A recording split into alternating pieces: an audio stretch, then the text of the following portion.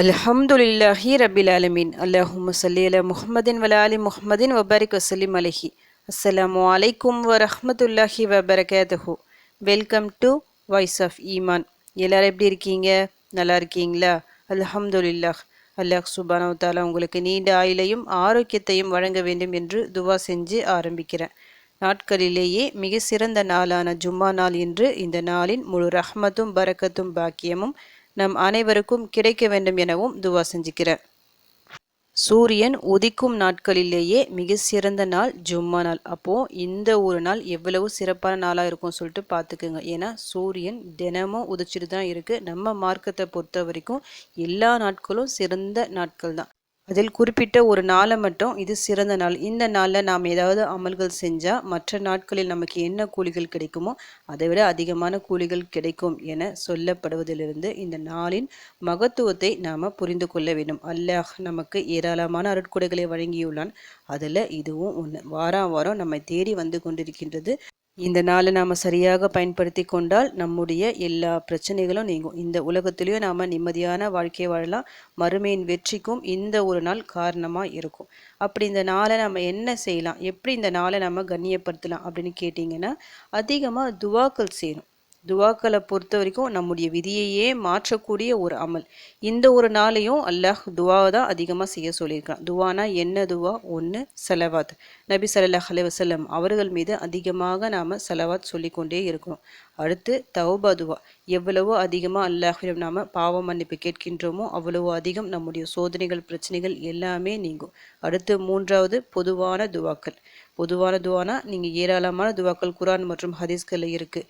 உங்கள் தாய்மொழியில் உங்களோட கஷ்டங்களை சொல்லி அல்லாஹ்விடம் நீங்கள் கேட்கலாம். இதையெல்லாம் ஓதிட்டு அப்போ இந்த 3 துவாவையும் நீங்கள் ரிப்பீட்டடாக இந்த நாளில் ஓதிட்டே வரும்போது இன்ஷா அல்லாஹ் உங்களுடைய எல்லா பிரச்சனைகளும் நீங்கும். உங்களுடைய கணக்கில் நன்மைகள் அதிகமாக எழுதப்பட்டு கொண்டே இருக்கும். இப்போ ஒவ்வொரு வாரமும் ஜும்மா வருதுல்ல, எனக்கு ஸ்டாண்டர்டாக அதாவது குறிப்பிட்ட சில துவாக்கள் அதை மட்டும் நான் ஓதணும், எனக்கு தெரிஞ்ச துவாக்களாக இருக்கணும்னு கேட்டால் நான் ஒரு 10 துவாக்கள் சொல்கிறேன். 10 துவாக்கள் சொன்ன உடனே நீங்கள் பயப்பட வேண்டாம், அதுக்கெல்லாம் டைம் இல்லை சொல்லிட்டு 10மே உங்களுக்கு தெரிஞ்ச துவாக்கள். இந்த 10 துவாக்களை மட்டும் நீங்கள் தொடர்ந்து ஒவ்வொரு வாரமும் ஓதிக்கொண்டே வந்தாலே போதும். உங்களுடைய எல்லா கஷ்டங்களும் நீங்கும், உங்கள் கடன் நீங்கும், உங்கள் நோய் நீங்கும், உங்களுடைய கணக்கில் நன்மைகளும் அதிகப்படுத்தி கொண்டே இருக்கும், உங்களுடைய பாவங்களும் மன்னிக்கப்படும்.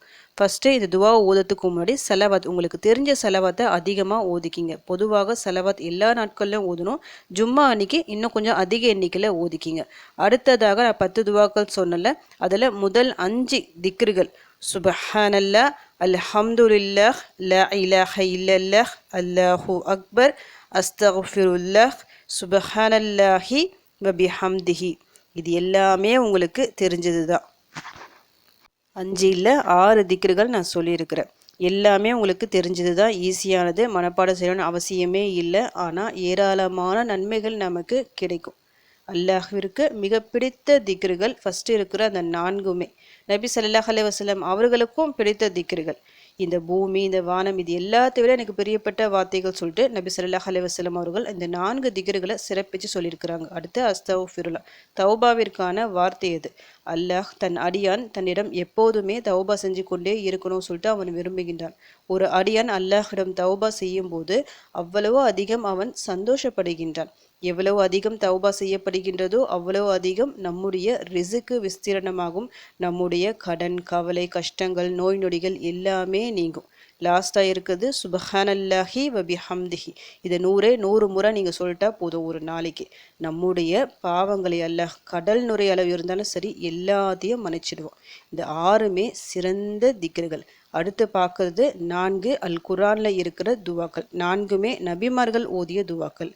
ஹஸ்புனல்லாஹு வ நிஅமல் வக்கீல், இது இப்ராஹிம் அலைஹிஸ்ஸலாம் அவர்கள் ஓதினார்கள். எந்த சூழ்நிலையில் நெருப்பு குடத்தில் தூக்கி போடுறாங்க, உதவி செய்ய யாருமே இல்லை. ஆனால் ஜிப்ரீல் அலைஹிஸ்ஸலாம் அவங்க வராங்க, உங்களுக்கு ஏதாவது உதவி தேவையா சொல்லிட்டு. அப்போ கூட அந்த உதவியை நிராகரித்து அல்லாஹ் எனக்கு போதுமானவன், அவன் என்னை பார்த்துப்பான் சொல்லிட்டு அந்த நெருப்பு குடத்தில் விடுறாங்க. அதன்படி அல்லாஹ்வின் உதவி உடனடியாக வந்தது. அல்லாஹ்வின் உதவியை உடனடியாக பெற்றுத்தரக்கூடிய துவா இது, ஹஸ்புனல்லாஹு வ நிஅமல் வக்கீல். அடுத்து 2வது துவா, லா இலாஹ இல்லா அன்த சுபஹானக இன்னி குந்து மினஸ் ஜாலிமீன். யூனுஸ் அலைஹிஸ்ஸலாம் அவர்கள் மீன் வயிற்றினுள் இருந்தபோது ஓதிய துவா இது. இருளில் மாட்டிக்கிட்டாங்க. கடல் இருட்டு ஒன்று, நைட்டு இருட்டு ஒன்று, மீன் வயிற்றுக்குள்ளே இருக்கிற ஒரு இருட்டு சொல்லிட்டு சுற்றி இருட்டு. அவங்க செஞ்ச ஒரு தவறுக்காக அல்லாஹ் தண்டிச்சிட்டான். அந்த நேரத்தில் இந்த ஒரு துவாவை ஓதிக்கொண்டே இருக்கிறாங்க. அல்லாஹ் அவர்களை காப்பாற்றினான். இந்த துவாவிற்கு ஏராளமான சிறப்புகள் இருக்குது. அல்லாஹ்வே அல் குரானில் நேரடியாக சொல்லியிருக்கிறான், என்னுடைய அடியான் இந்த துவாவை ஓதி கேட்டால் நிச்சயமாக அவனுடைய தேவையை நான் நிறைவேற்றி தருவேன் அப்படின்னு நபி ஸல்லல்லாஹு அலைஹி வஸல்லம் அவர்களும் சொல்லியிருக்கிறாங்க. துன்பத்தில் இருக்கிற ஒருவர் இந்த துவாவை ஓதி அல்லாஹிடம் துவா செய்யும் போது நிச்சயமாக அவருடைய துன்பம் நீங்கும், அல்லாஹ் நீக்குவான் சொல்லிட்டு நிறைய சிறப்புகள் இருக்குது இந்த ஒரு துவாவுக்கு. இதையும் எடுத்து ஊற்றிக்கிங்க.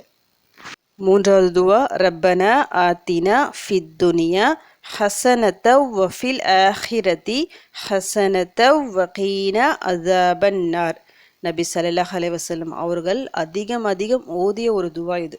உம்ரா ஹஜ்ஜெலாம் செய்யும் போது அந்த குறிப்பிட்ட அந்த 2 முனைகள் இருக்கும். அந்த 2 முனைகளுக்கு நடுவில் ஓதப்படுகின்ற துவா இது. மிக சிறந்த ஒரு துவா.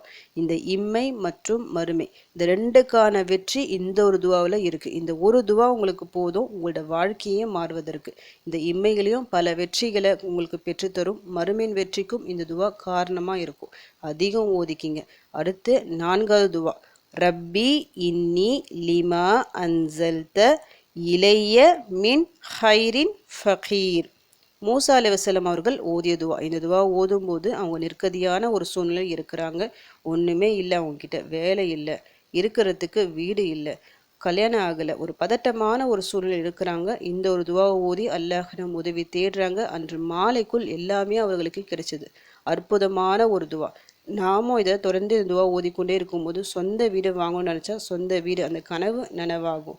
வேலை இல்லாதவங்க, இல்லை சரிவர வேலை இருந்தும் சம்பளம் கம்மியாக இருக்கும், அவங்க அந்த நியத்தோட ஓதிட்டு வரும்போது இன்ஷா அல்லாஹ் நல்ல வேலை அமைஞ்சு வரும். திருமணம் ஆகாதவங்க இந்த ஒரு துவா ஓதிட்டு வரும்போது சாலிஹான நல்ல வாழ்க்கை துணை அமையும். மிக சிறந்த ஒரு துவா. இந்த 4 துவாக்களுமே அல் குரானில் இருக்கிற துவா, நபிமார்கள் ஓதிய துவா. இந்த துவாக்களை ஓதி நபிமார்களின் வாழ்க்கையே மாறியது. இப்போ நான் சொல்லியிருக்கிற இந்த துவா உங்களுக்கு எல்லாருக்கும் கண்டிப்பாக தெரிஞ்சிருக்கும். சக்தி வாய்ந்த துவாக்கள் நிறைய வீடியோக்கள் நான் போட்டிருக்கேன். இப்போ இந்த 4 துவாக்கள் ப்ளஸ் அந்த 6 திக்ருகள் இதை நீங்கள் ஓதுனாலே போதும். ஒவ்வொரு நாளும் நீங்கள் ஓதலாம். இல்லைனா இந்த ஜும்மா அன்னைக்கு நம்ம துவா அதிகமாக கேட்கணும்ல, அதனால் இந்த 10மே நீங்கள் ஓதிக்கிங்க. இதை ஓதும் போது கூட சேர்த்து சலவாத்தும் ஓதிக்கிங்க. ஓதி நல்லா துவா செய்யுங்க. இன்றைக்கி அசருக்கு பிறகு சிறப்பான அந்த நேரம் இருக்குல்ல, அந்த நேரத்தில் சலவாத் குறிப்பிட்ட எண்ணிக்கையில் ஓதிட்டு இந்த 10 துவாக்களையும் உங்களால் முடிஞ்ச அளவுக்கு குறைஞ்சது ஒவ்வொரு துவாவையும் 3 முறை, அதிகபட்சமாக நீங்கள் எத்தனை முறை வேணும்னாலும் ஓதலாம். ஓதிட்டு மறுபடியும் சலவாத் சொல்லுங்க. அல்லாஹ்விடம் கையேந்தி துவா செய்யுங்க, சஜிதால துவா செய்யுங்க. இதில் இருக்கிற ஒரு துவாவை எடுத்து ஓதி நீங்கள் அல்லாஹ்விடம் கையேந்தி கேட்டாலே நிச்சயமாக உங்களுடைய பிரச்சனைகள் நீங்கும். இத்தனை சிறப்பான துவாக்களை நீங்கள் ஓதி கேட்குறீங்க, அதுவும் சிறப்பான இந்த நாளில் சிறப்பான நேரத்தில். சொல்லவே வேண்டாம், உங்களுடைய பிரச்சனைகள் எல்லாமே லேசாகும். ஆனால் கேட்கும்போது நீங்கள் நம்பிக்கையுடன் கேட்கணும். நிச்சயமாக என் ரப்பு என்னுடைய பிரச்சனையை நீக்குவான், என் மனசில் இருக்கிற இந்த கவலைகளை இந்த துவாக்களின் மூலமாக நீக்குவான் சொல்லிட்டு அந்த நம்பிக்கையுடன் நீங்கள் கேட்டால் உங்கள் கவலை மொத்தம் தீரக்கூடிய நாள் இந்த ஒரு ஜும்மா நாளாக இருக்கும். அதனால் நம்பிக்கை மிக முக்கியம். நம்பிக்கையுடன் கையேந்தி கேளுங்க. இன்ஷா அல்லாஹ் உங்களுடைய வாழ்க்கை மிக நல்ல முறையில் மாறும். உங்கள் கஷ்டங்கள் பிரச்சனைகள் எல்லாமே தீர்ந்து ஒரு வளமான ஒரு வாழ்க்கையை நீங்கள் வாழணும் சொல்லிட்டு உங்களுக்காக நானும் துவா செஞ்சுக்கிறேன். எனக்காகவும் என் குடும்பத்திற்காகவும் நீங்களும் துவா செஞ்சுக்கிங்க. அல்ஹம்துலில்லாஹ். இந்த வீடியோ உங்கள் எல்லாருக்கும் யூஸ்ஃபுல்லாக இருந்துக்கும்னு நினைக்கிறேன். நீங்கள் தெரிஞ்ச இந்த விஷயத்தை மற்றவங்களுக்கும் எத்தி வைங்க. இதன் மூலம் அவர்களும் பலனடையலாம். இன்ஷா அல்லாஹ். அடுத்த பதிவில் சந்திக்கலாம். ஜஸக்கல்லாஹு கைரன் கசீரா. அஸ்ஸலாமு அலைக்கும் வரஹ்மத்துல்லாஹி வபரகாத்துஹு.